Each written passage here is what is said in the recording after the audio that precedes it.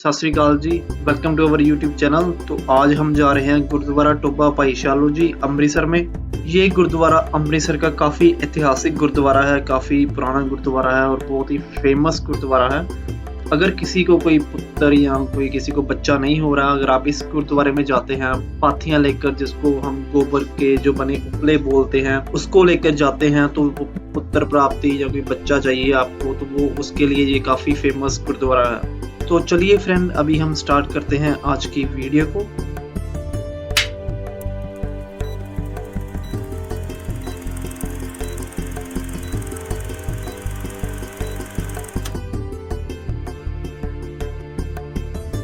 Golden temple से भाई शालो जी का गुरुद्वारा 10 मिनट पैदल चलकर शास्त्री मार्केट कटरा आलूवालिया अमृतसर में स्थित है। ये रास्ता तंग पुरानी गलियों से होकर जाता है।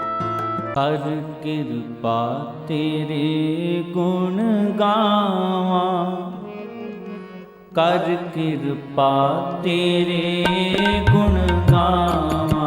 भाई शालो जी का जन्म 29 सितंबर 1554 को दोला कांगड़ में हुआ था। उनके पिता का नाम भाई दयाला जी और माता का नाम सुखदेई था। उनके माता पिता हजरत सखी सरवर के फॉलोअर थे। जब भाई शालो जी 13-14 वर्ष के हुए तब वे सिखिज्म के साथ जुड़ गए।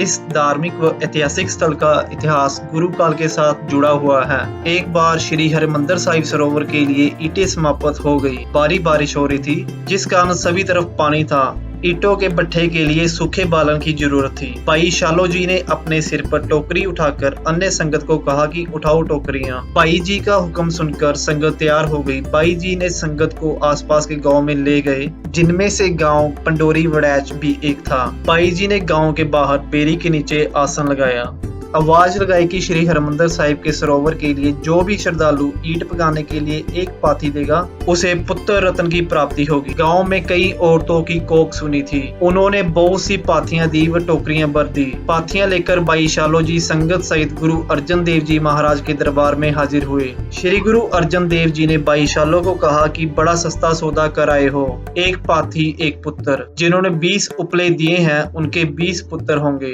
भाई जी ने उत्तर दिया, गुरु महाराज, ये तो आपकी रमस और बख्शिश द्वारा 5 जोलियां भरी जानी हैं। ये आपकी कृपा है। महाराज के सेवक से कोई भूल हो गई हो तो क्षमा करें। तब सतगुरु जी ने वर दिया, जो माई बाई सच्चे दिल से आपका ध्यान धरकर गुरु घर की सेवा करेंगे, उनके 5 जोलियां भर जाएंगी। पुत्र की दातार आपके स्थान से प्राप्त होगी। भाई शालो जी के जीवन से एक किस्सा सुनने को मिलता है।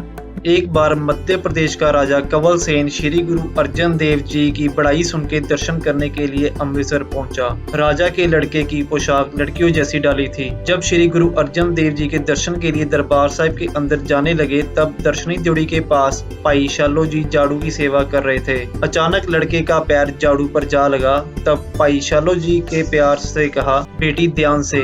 इतना ही बोलने की देरी थी कि लड़के की भाषा और अंग लड़कियों जैसे हो गए। सब हैरान हो गए। तब राजा गुरु अर्जन देव जी के पास पहुंचा और सारा वाकया बताया। गुरुजी समझ गए और उन्होंने राजा को कहा, कल फिर उसी वक्त जाना और अपने लड़के को लड़कों वाले कपड़े पहनाकर भेजना, जब भाई शालो जी सेवा कर रहे हो। अगले दिन राजा ने वैसे ही किया जैसे गुरु साहब ने कहा। राजा के पुत्र ने फिर झाड़ू पर पैर रखा और भाई शालो जी के मुख से वचन निकला, बेटा ध्यान से चलो। फिर वे राजकुमारी से राजकुमार बन गया। ये सारा वाक्य गुरुद्वारे में लिखा हुआ है। आई होप आपको ये वीडियो अच्छा लगा होगा। Please support us by subscribe this channel. Thank you for watching.